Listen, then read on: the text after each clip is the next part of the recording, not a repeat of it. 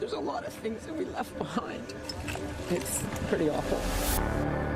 Everything melted. I mean, it's just, there's nothing left. We have recovered people where their bodies are intact, and we have recovered people where there is just ash and bone. We'll survive. We'll make it through this. Good evening and welcome to this NBC Bay Area News special, Wine Country Strong, Stories from the Wildfires. I'm Jessica Aguirre. And I'm Raj Mathai. It's been a difficult few weeks here in the Bay Area. Tonight, though, we have some answers and insight. How this all unfolded, the heroic efforts of the first responders, and how our communities plan to rebuild. We've talked so much about those 4 fires that tore through Napa and Sonoma counties, the Atlas, Nuns, Tubbs, and Pocket fires, all ignited within 5 hours, starting at about 10 p.m. on that Sunday night, October 8th. Now, all these fires are now nearly contained, but not before they scorched more than 162,000 acres combined. 43 people died in the Northern California fires, and most of those victims lived in Sonoma County. 8,900 structures were destroyed. But despite all that loss, the community says it is stronger than ever. A stance that would certainly have been hard to envision during the first 48 hours after those flames broke out, forcing thousands to run for their lives. We are following breaking news out of the North Bay. Multiple fires forcing thousands to evacuate. Everything's on fire. Just things blowing up and the fire, the trees just bursting into flame. Everything's gone. We have team coverage to get you up to speed. There's a lot going on. Look, this is how crazy it is. There's a fire kicking up right here next to the hospital. Sonoma County Sheriff's Office, mandatory evacuation order. Leave your homes. Right now, the wind has picked up and these flames have caught up with us. Sheriff's Office! But just utter devastation here. This was a hotel that was overlooking the entire valley here in Santa Rosa, and now it's just, it's gone. I've been on a lot of fires, and I have never seen anything like this before. Dozens and dozens of people's homes are just flattened here. If you ever wondered what hell looks like, this is it right now. Wow, the sound of gun ammunition going off as a store goes up in flames there this morning. 49 stand for, don't pass. Do not pass. What this fire will likely do here is burn its way down as it descends to the trail. And this is a lifeline, a bloodline, if you will, for the economy, both in Napa and Sonoma. At this point, firefighters say that's all they can do. We don't know what the wind's going to do. We've got firefighters in here trying to save what they can. This is what they're battling. As we were heading up here from Signorello Winery, that structure completely lost. For the last hour, we've been watching firefighters literally fight fire with fire. To see people in that kind of anguish when they come home, you know, it hurts our hearts. And there's nothing left of a 2-story home that has been my husband's family home for 40 years. It seems unbelievable. This is like apocalyptic looking. This is where my kids grew up. This is where we walk the dog. This is where our friends live. The street signs are melted, the light posts are melted, and there is simply destruction as far as the eye can see. I was in the car. I heard this big flame shoot up, and I was in the back seat. The headlights had melted. The bumper has melted. So much red glow in the heat, and the embers were flying like crazy. Half hour, 40 minutes. I mean, it was that quick. As much as I love my house and everything, it's like, I don't want to die here. It looks like a war zone behind you, Mark. So devastating. They've got a patient on a bed with IVs hooked up that they're bringing out right now. This is an extremely volatile situation. And you can see the hospital now in the foreground. All of the patients now evacuated from Kaiser Hospital here. We talked to one gentleman, one victim early this morning who said it feels like it's a nightmare, but then you wake up and you're still dreaming. The fire response has been more evacuations, and now they're getting offensive on this fire and actually knocking down the flames. Now that this fire has hit this line that they've dug, they're trying to extinguish the flames. If we just let it just come down right here to a nice hand line, then we can just hold it. The people that are out there right now on those fire lines, those guys are heroes. We've seen resources from our neighboring states around us coming into the incident. We have at least a dozen guys that have lost their homes. And they continue to show up on the fire line to fight. We will recover and thank you so much. It's a strong community. Everybody helps everybody. It's just... I know we lost everything, but the good thing is that my daughters are safe, my wife is safe, I'm safe. We love and honor each other. We'll come together, we can help one another to be strong, and this nation needs to be strong. We talk about these fires, we talk about the scope, we talk about these numbers, we talk about these big things, but what it really comes down to is people's individual lives. Emotional to watch that through. We are just now beginning that long process of rebuilding, all those families scrambling and rearranging their lives. Here's one example now. All public schools in Sonoma County are back in session, all reopened about 3 weeks after those fires started. Signs of support and messages were put up around Santa Rosa's Pioneer High School. You can see some there on the first day back for those students and teachers.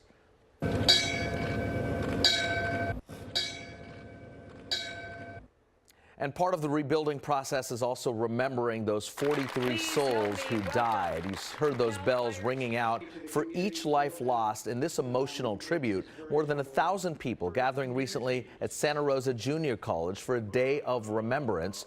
They honored firefighters, police, and other first responders with a standing ovation. The message, rebuilding together, Sonoma County strong. And here's another sign of progress. The Red Cross has now closed all of its shelters in the North Bay. It was running 18 shelters at the peak of these fires. Money donated to the agency will pay for debit cards for the victims, medical equipment, food, and other supplies, depending really on what families need. Now, it's important to note, if you want your Red Cross donation to help specifically the North Bay fires, you do have to specify that, or it'll go to the statewide Fire Relief Fund. For ways you can help, we've made it easy. Just go right to our website, NBCBayArea.com. Well, the Coffee Park neighborhood in Santa Rosa was one of the hardest hit. This is what it looked like before that terrifying night of Sunday, October 8th. And this is what it looks like now. Drone video of the devastation, nothing but rubble, ash, and heartache for blocks. In fact, many people had little time to grab anything before escaping with their lives. Sonoma County provided us with this 360-degree view. Look at this. The more you spin it, you see nothing left. It's just horrific to look at it. It gives us another look at that neighborhood. And yet, amid all the stories of this loss, so many stories of heroism. Among those heroes, not just first responders, but a neighbor in this Coffee Park area. NBC Bay Area's Garvin Thomas shows us his commitment to Coffee Park. Every fire, no matter how big, has to stop somewhere. Once the flames died down in Santa Rosa, there was always going to be a house that burned next to one that didn't.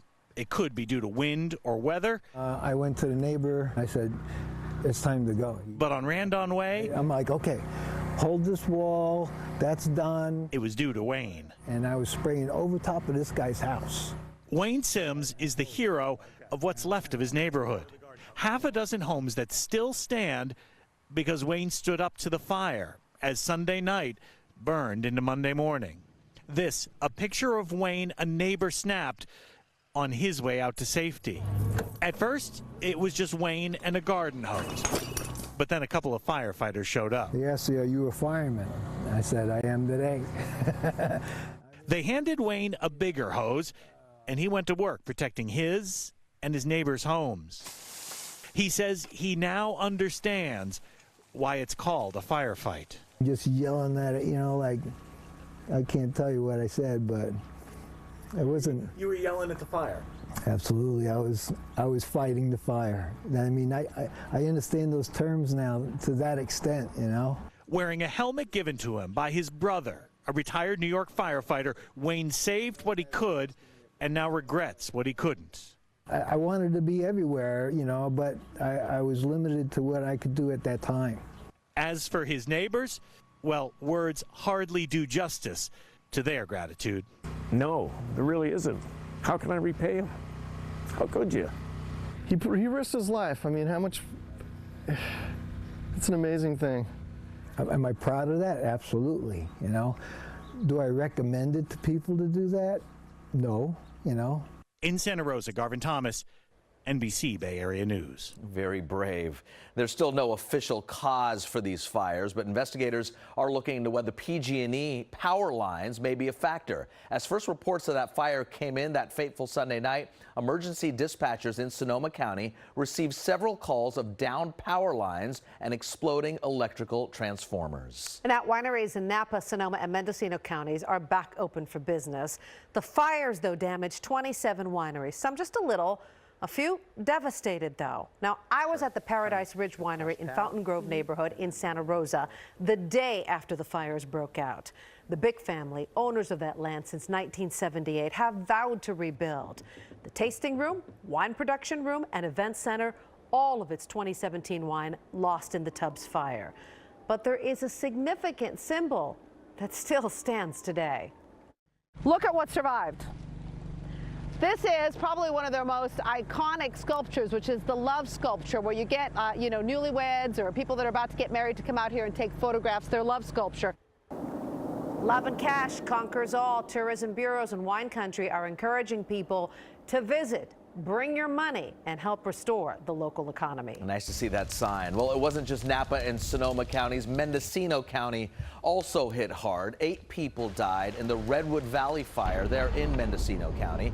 It scorched more than 36,000 acres and destroyed 545 homes and businesses. Now, coming up, we're going to show you some divine intervention, perhaps. We'll show you how a monastery was safe from the flames. Plus, are there flaws in the emergency alert system? Up next, we investigate the decision by Sonoma County not to alert all residents of the fires and what it could mean for future disaster plans.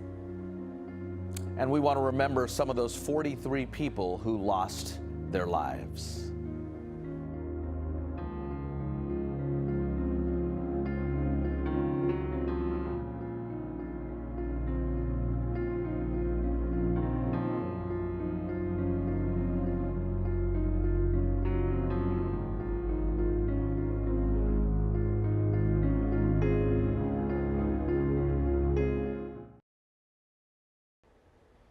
Like we experienced with the Oakland Hills fire in 1991, what happened in the North Bay is a wake-up call. Our investigative unit asked why Sonoma County did not activate its mass cell phone alert system. What we found may mean that millions of people won't be warned if another major disaster strikes. Here's senior investigator Vicki Wynn. Nothing was on my cell phone or my home phone. I'm an old timer, and I still have landlines. In fact, I have 2 landlines. Seeing his home in Mark West Estates for the first time, Brett Gripe is grateful for the fast actions of his friends, the Honinghausens, who warned him after their own home caught fire on Wickiup Bridge. Just happy to be alive, and I just want my friend to get the credit because she saved people. Thursday, Sonoma County Emergency Manager Christopher Helgren told us he and his staff decided not to activate the county-wide Wireless Emergency Alert, or WEA, because of concerns about causing widespread panic and traffic jams. Because it was an evacuation situation and we wanted to specifically target the residents who were in immediate danger, we decided that we were going to target those areas and make sure that those people had a way to evacuate. WEA goes to all cell towers in a targeted area automatically. You've likely gotten an Amber Alert on your phone through WEA. Sonoma County has had the system since July of 2016, but has never used it. Helgren instead chose the SoCo Alert. Residents have to sign up for the SoCo Alert. Just 15,000 of Sonoma County's 500,000 residents were registered before the fire. If it's a major fire where we need them to get out of a community, the better we make the message and what we want them to do to get out of harm's way, the more likely we are to save lives. Jeff Norris is the emergency coordinator for San Mateo County. He says WEA can be used to alert residents countywide, even if only some need to evacuate. But if we give them good directions, we hope that they'll follow that, and that'll get them to safety. But some counties don't have access to WEA, while others don't know how to use it. In San Jose, city leaders could have asked Santa Clara County to warn residents before their homes flooded in February. Counties instead rely on local alert systems. All those systems require residents to sign up, but as you can see, very few have. We've learned in Sonoma County, 3% are signed up. Santa Clara County, 4%. San Mateo County has 9%. Thank God, right? Thank God. As for Brett Gripe, the 22-year veteran of the Novato Police Department is unsure where he will spend his retirement after building a life at this home since 1987. I don't know what happens to a town when so many neighborhoods are just devastated. That was Vicki Wynn reporting. Now, we also wanted to help out in the fire zone, so we sent our NBC Bay Area response team and our consumer investigator, Chris Kimura. We set up outside 2 shelters and began answering questions about insurance and all those claims. We also responded to another pressing need, masks. As the air quality got more dangerous, stores literally ran out of those masks. We had more than 2,000 of those masks shipped in, and then we handed them out for free. Now, the recovery process can be stressful and certainly confusing. Chris Kimura has a look at some important steps fire victims should be taking right now. This is a time most people will just want to forget about. But right now, it's vital that you start a journal of what's happening, specifically for insurance purposes. You really must keep a good running record of events, as well as every time you and your insurance company make contact. Write down names, dates, times, and promises. Also, if you're in temporary housing, know your budget. You should get up to 24 months of it, but your insurance policy likely limits the amount of money you may spend on temporary housing. Look for the terms additional living expense in your policy. And finally, don't just stop paying your taxes or mortgages. Those debts do not just disappear. A tax deferment and a mortgage delay called a forbearance are possible, but you must apply for them. If you don't, you risk fees and penalties. If you have a question for us, we're here to help. Please call us 888-996-TIPS or at nbcbayarea.com/response. Very good information. Thank you, Chris. Also, property taxes will be reassessed as well. Now, coming up, a tough reality in one Santa Rosa neighborhood for people returning to their homes. The memories, some of them found buried in the ashes. Plus, amid all that destruction, a ray of hope. How a monastery escaped the flames in Mendocino County. And we remember those lives lost in these wildfires.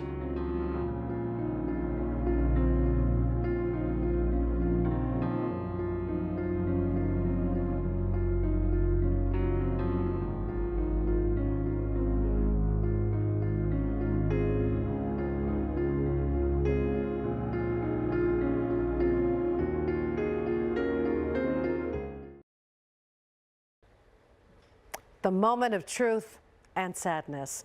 11 days after the fire started, residents of Santa Rosa's decimated neighborhoods were allowed to see what, if anything, was left of the place they once called home. NBC Bay Area's Sam Brock was in Coffey Park when people returned for the first time.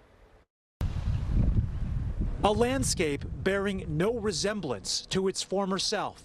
The only thing familiar about a now pocked Coffey Park neighborhood is the sight of the people who once lived there. You always pass down your memory box to your kids when they hit a certain age. With their shovels pitched and sifters searching for family heirlooms, their richest prospect for hope yet. Everything obviously is gone from our wedding, right? We've been married 11 years, but we found this, the wax seal that we used on our wedding invitations. And to me, that's like the ultimate find. A tub of items recovered on this plot of land. Watches, jewelry, silver dollars. Stokes optimism for the Rinkers, who just celebrated their son's 10th birthday the night of the fire with a bike that's now burnt beyond recognition. He's an emotional kid. He really loves his stuff and the gifts, and he cherishes those things. And so he was definitely disappointed to see the stuff kind of charred and melted. All right, we're going to take a lunch break. But on a day otherwise drenched in disappointment, a breakthrough. I really didn't think that I was going to find it, but I was just standing here, and this is where the end of my bed was. The discovery of a gold ring with a purple stone gifted to Erica by her husband on their anniversary. A ring that the entire family spent hours trying to dig up. There was 2 things I cared about finding, and I found one of them. So it's just hope, you know, moving forward.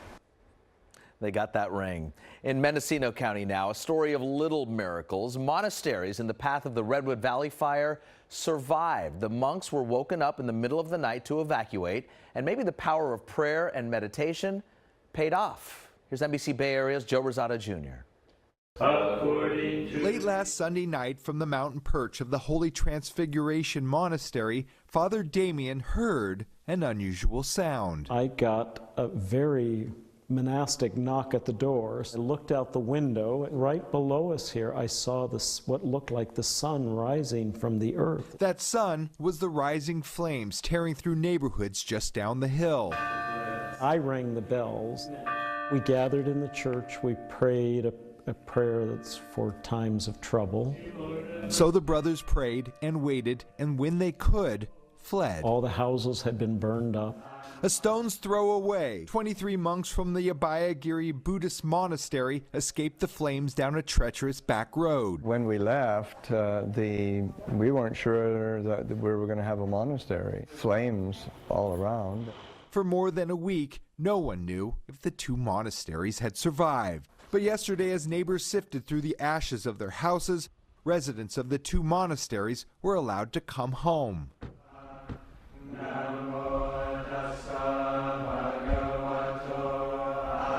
Today, prayers of return, different religions, one message of thanks.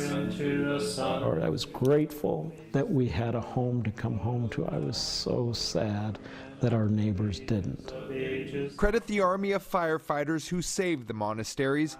Joe Rosado Jr., NBC Bay Area News. Faith springs eternal. Well, coming up, an emotional reunion. The surprise one Santa Rosa family got when they went back to see what was left of their home. And we continue to remember the 43 people who lost their lives.